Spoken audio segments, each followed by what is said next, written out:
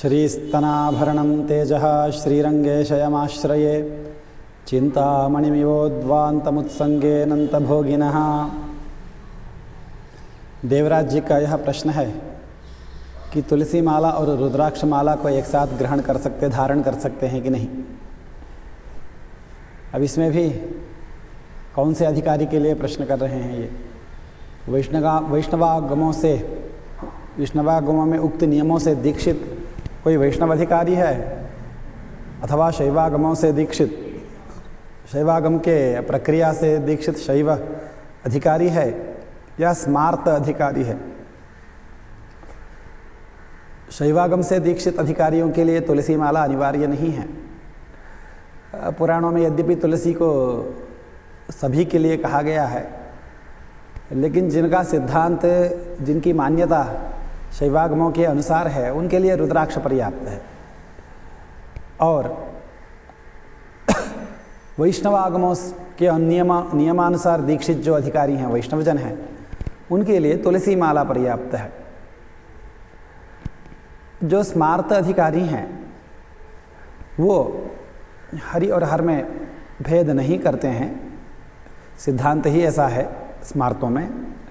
तो वहाँ तुलसी का भी माला और रुद्राक्ष की भी माला, तुलसी की भी माला एक साथ ग्रहण किया जा सकता है।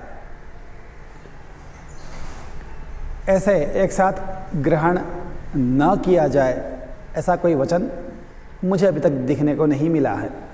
और शिष्टाचार में भी रुद्राक्ष के माला को ग्रहण करते समय तुलसी के माला को ग्रहण करते हुए उस संप्रदाय के शिष्टों का दर्शन किया भी गया है।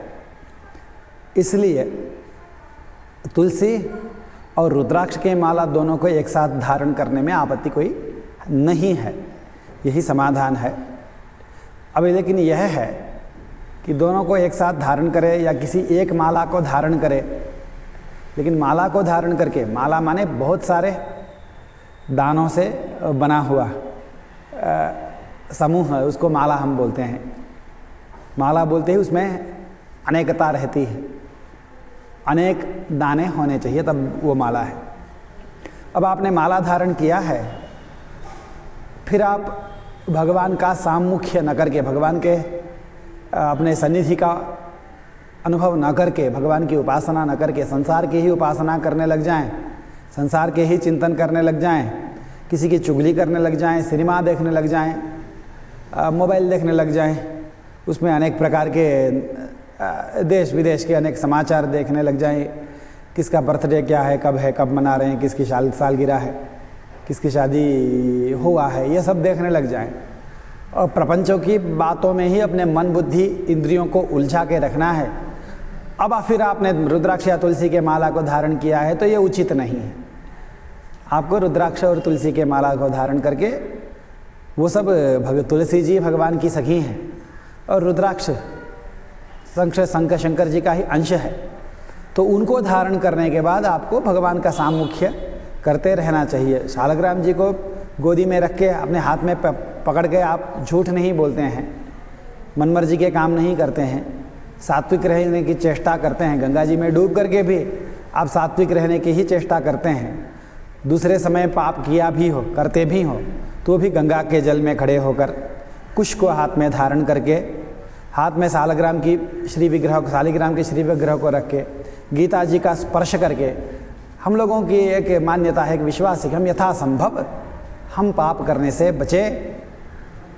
अब तुलसी जी को धारण करके भी, रुद्राक्ष को धारण करके भी ये नियम करना है कि हम पाप न करें, जितना हो सके भगवान के अभिमुख होकर रहें और संसार से संबंध जितना कम हो सके वो करें।